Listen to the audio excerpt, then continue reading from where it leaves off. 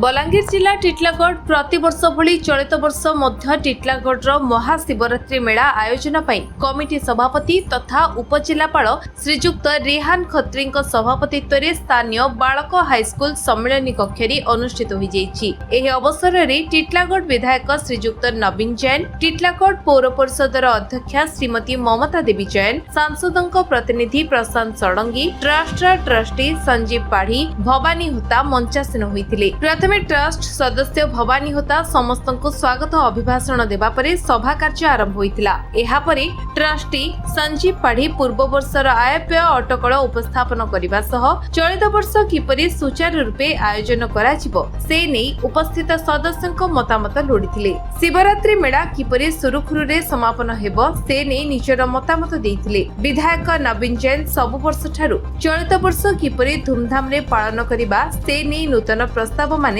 देइथिले। शेषरे पौर निर्वाही अधिकारी श्रीजुक्त संदीप चंद्रकार धन्यवाद अर्पण करी सभा सांग करथिले। मीटिंग चलथिला शिवरात्रि मेला कोन कोन तथ्य थिला देखो टिटलागढ़ प्रत्येक माने प्रकृत परिचय होचे शिवरात्रि मेला के लेकरी जहा कि माने सारा पश्चिम ओडिशा सारा ओडिशा रे विख्यात है, सुप्रसिद्ध है, जेंटा कि छत्तीसगढ़ लोक भी आसिक के उपभोग कर हमर 7 दिन लेकरी कार्यक्रम होती।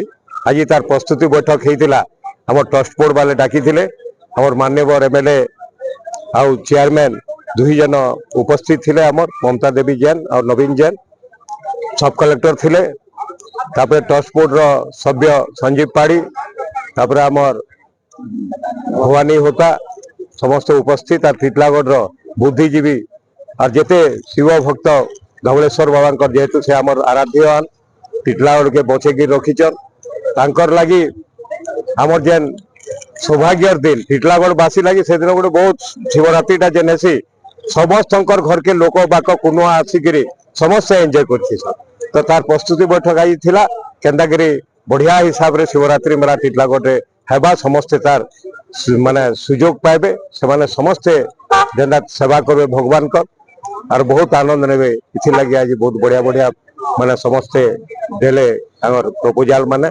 ताके ग्रहण करकरी ट्रस्ट बोर्ड केनता बहुत बढ़िया हेबा तार विषय आलोचना करा गला और भल हेबा ये विश्वास हमर रही छे आ सेथिले समस्ते तारी बिडी टिटलागढ़ समस्या आसिराई उपस्थित अछि।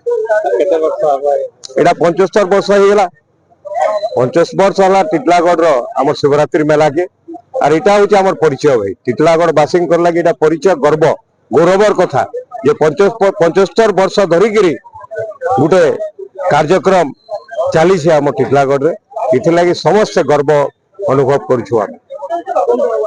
महाशिवरात्रि रो गोटे बैठक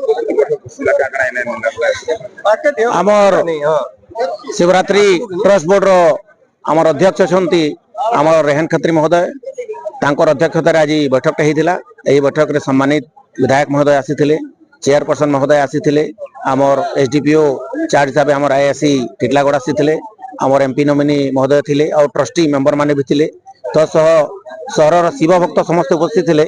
ये वर्ष शिवरात्रि मेलाटा गोटे भव्य मेला एवं आमर आस्था और विश्वास मेला आ बहुत एंटरटेनमेंट मेला है बोल समस्त लोक विश्वास अच्छे।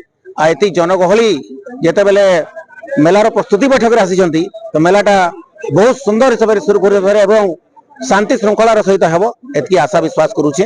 आपण मानक भी धन्यवाद आपण माने उपस्थित थिले। आगामी दिन में कामना करछि शिव भक्तंकर मेला रे मेढ़ा हेकरी बहुत सुंदर भाव में शिवरात्रि मेला के पालन कर। धन्यवाद। देखो महाशिवरात्रि 26 फरवरी हम से प्रस्तुत बैठक होता आज हाईस्कूल आज ये आम नगर शह आसी मत रखी और आगामी दिन 26 तारीख आम शिवरात्रिटा केमती शुरू कर भल हिसाब हम से प्रस्तुत बैठक होता। आज बहुत किसी निर्णय निई बैठक रे कि आम फिल्ड को बड़ करवा सीसीटीवी लगे पुलिस प्रशासन डाकवा और लोक मैंने आसी शिवरात्रि मेला रे सुरखुर आसी खुशी से जाइक आम मेला को भल भाव केमती करूँ से आज बैठक होता। टिटलागढ़ कुमारगढ़ रथक बलांगीर अंजु पृष्ठ रिपोर्ट विश्व विजय न्यूज ओडिशा।